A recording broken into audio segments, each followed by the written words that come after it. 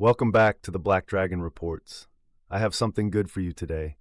Hit the like button, ring the bell, and subscribe so I can bring you more content. Let's dive in. Have you ever wondered why seniors are so scared? Losing everything is always on the back of their minds.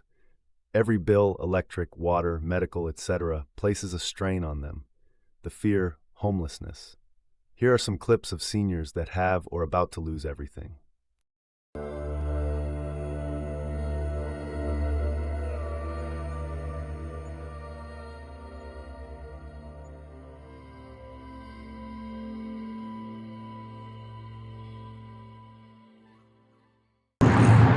I'm no better than anybody else out here, but there's too many people out here with mental issues for years.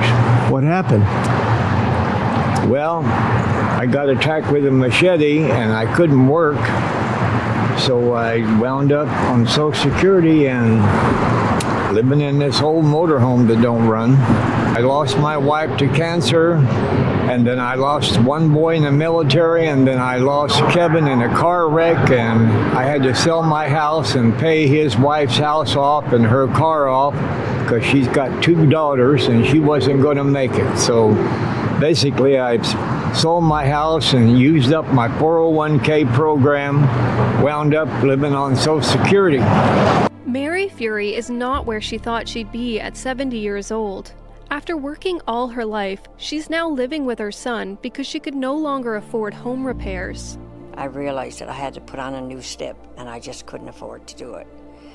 So I knew then that the only choice I had was to sell the house because I couldn't keep up. I couldn't keep it up.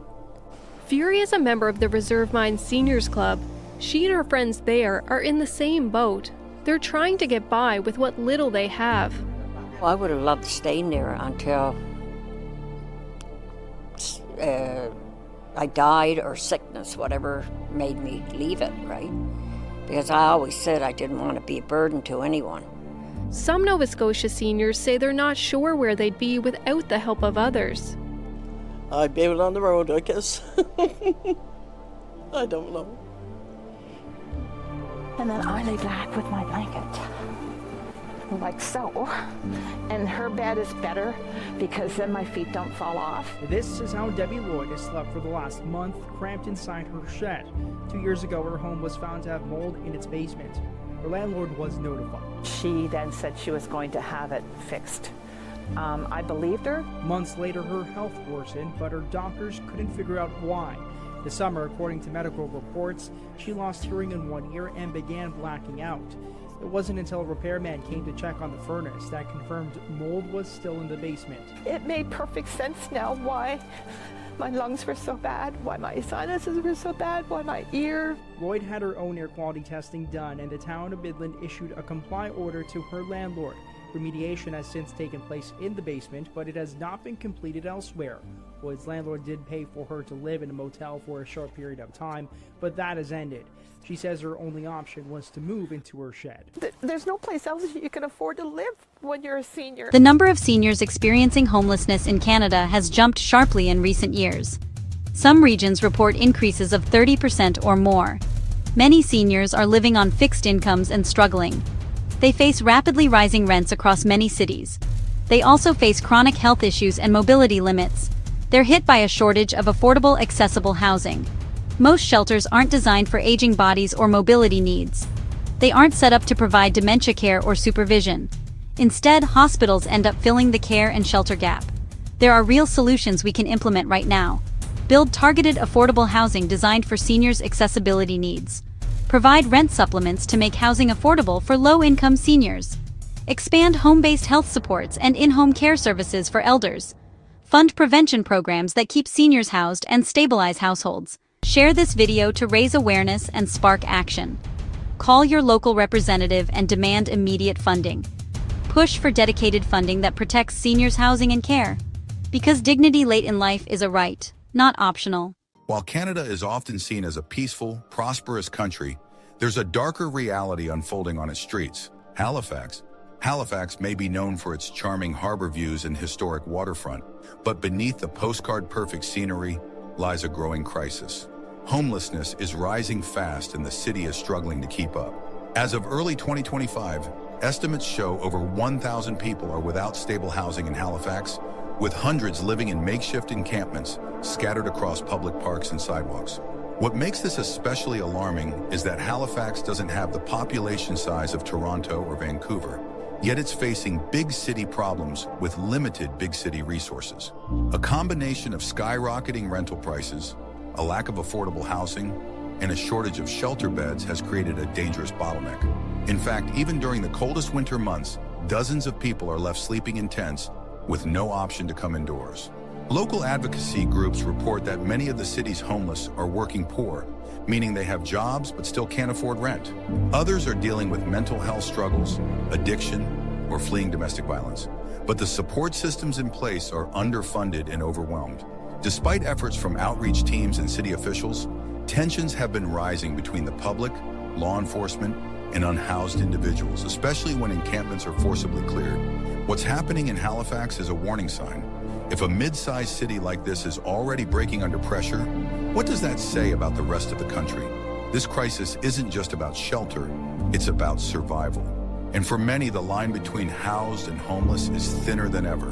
But if coastal Halifax faces these challenges, imagine what happens when homelessness meets the brutal reality of prairie winters, where temperatures drop to life-threatening levels.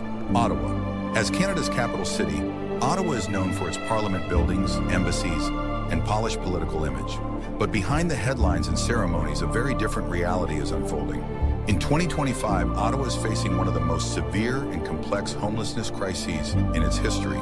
With over 1,800 people experiencing homelessness on any given night, the city's shelter system is overcrowded and under strain, and the numbers are still rising. What makes Ottawa's crisis unique is the invisibility of much of its homeless population. While there are growing encampments along the Rideau Canal and in certain parks, a large number of people here fall under what's called the hidden homeless, those living in cars, couch surfing, or crammed into unsafe temporary housing. Many of them are new immigrants, youth, or families, and they're often overlooked in official statistics. Despite being home to national policymakers, Ottawa's response has been painfully slow. Affordable housing projects are stuck in red tape, and emergency shelters are forced to turn people away nightly. Rent has skyrocketed, averaging over $2,100 for a one-bedroom apartment, while the availability of mental health and addiction services hasn't kept pace. Perhaps most heartbreaking is the rise in homelessness among women and children, many fleeing domestic abuse with nowhere to go. Advocacy groups like the Alliance to End Homelessness Ottawa are working tirelessly, but their resources are stretched thin. Ottawa's crisis is a powerful reminder that even a city with national influence can fail its most vulnerable. If the nation's capital can't get it right, what hope is there for the rest of the country? Yet this crisis extends beyond political centers into cities that once symbolized working-class stability and opportunity. Toronto, Canada's largest and wealthiest city, should be a place of opportunity, but in 2025, it's also home to one of the most overwhelming homelessness crises in the country. With more than 10,000 people experiencing homelessness on any given night, the city's shelters, drop-in centers, and warming stations are bursting at the seams. And despite countless funding promises and pilot programs, the situation is getting worse. The root cause, housing, is simply unaffordable. The average rent for a one-bedroom apartment now sits at over $2,600 per month. And for many residents, even working two jobs isn't enough to stay afloat. Add to that a wave of refugees and asylum seekers arriving with no housing options, and Toronto's system is now beyond its breaking point. Shelters are turning people away nightly, and the city's hotel shelter programs, once meant to be temporary, are now permanent fixtures. Large encampments have taken hold in areas like Allen Gardens, Dufferin Grove, and the downtown core, sparking both compassion and conflict among residents. These camps are often cleared by force, only for new ones to appear days later. The city's homeless population is incredibly diverse.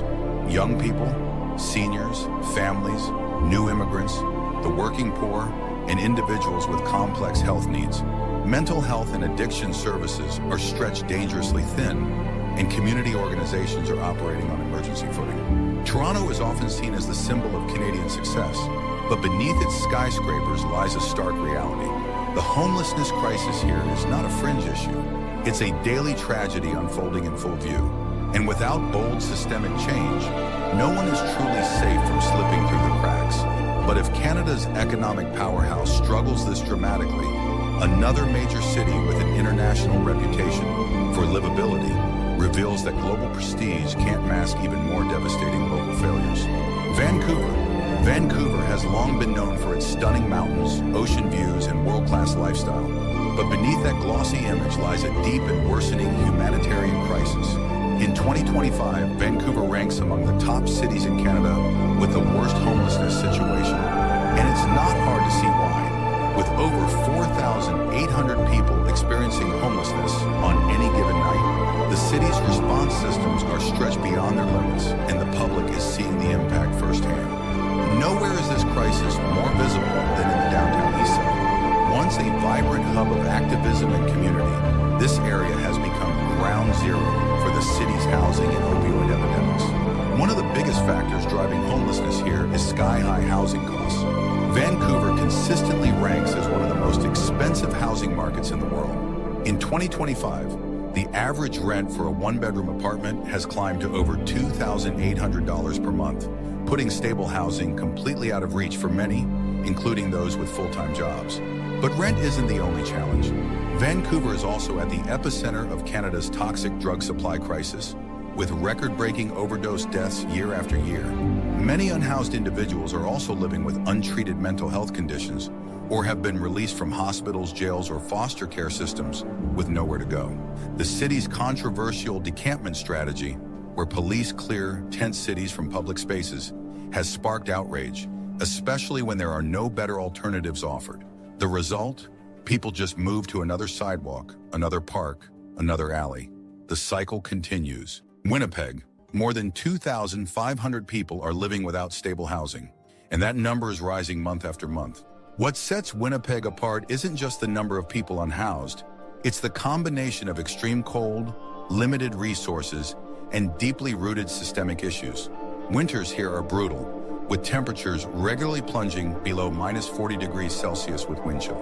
For people living in tents, bus shelters, or even just bundled under blankets, survival itself becomes a daily battle. Frostbite, hypothermia, and death by exposure are tragic but increasingly common. Winnipeg's Indigenous population is at the heart of this crisis. Despite making up about 12% of the city's population, over 70% of its homeless residents identify as Indigenous. This staggering figure reflects generations of colonization, trauma, broken child welfare systems, and systemic racism. Youth aging out of foster care with nowhere to go, elders disconnected from cultural support, and entire families without housing. This is the harsh reality in Winnipeg today. Mental health services are stretched to the breaking point, and addiction support is critically underfunded. Methamphetamine addiction in particular has surged, leaving many in a dangerous cycle of poverty, mental illness, and criminalization. Winnipeg's homelessness crisis is a mirror, reflecting some of Canada's deepest inequalities. It's not just a housing problem, it's a moral one. When people are freezing to death in one of the wealthiest countries in the world, the question isn't whether we can fix it, it's whether we'll choose to. Trying to stay safe and trying to stay warm. And, you know, I'm a little anxious because I've slept outside for several winters without a tent, just a sleeping bag. So it's doable, but I don't want to do it for one more winter. I really, really don't. I would rather find. And you're 61. I'm 61. I'm in very good health. I don't, you know, I get tired. I get tired of walking and carrying shit around. I really do. I'm tired of it. I was riding on a Greyhound bus when I was 18. There was another passenger on the bus that was the prime suspect in an armed robbery that happened 2 days before. And the cops came to question him, and when they pulled the bus over, they said nobody could get off the bus. And when they went to question him, he got spooked and pulled out a gun and started shooting. And then the cops started shooting, and I got hit in the crossfire. I'm the only other person that got hit in the crossfire. The reason you're homeless the first time is your son died. Yeah. And it emotionally affected you. Yep. When I just lost my other son a couple months ago. It's heartbreaking. He was serving our country, so I'm proud of him. And my brother got murdered a couple days later. He's supposed to come up here, but I don't think he's not going to make it. He's up here now. He's above us, so it's all good.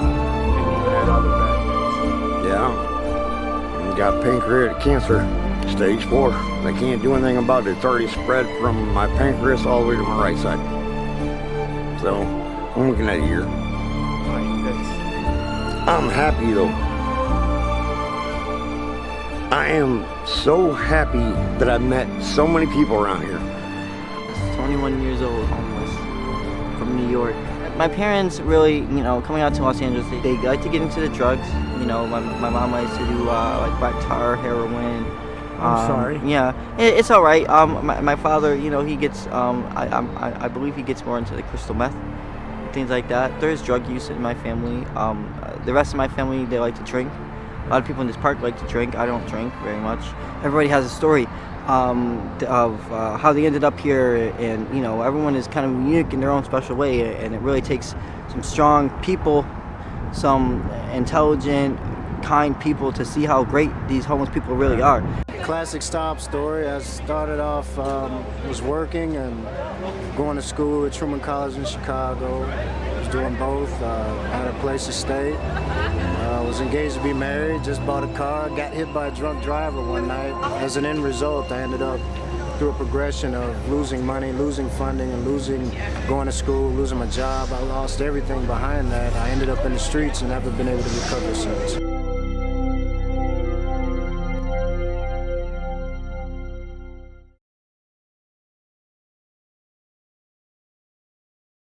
Thanks for watching the Black Dragon Reports. Please send me a comment. I would like to know what you are thinking. Hit the like button, ring the bell, and subscribe so I can bring you more content.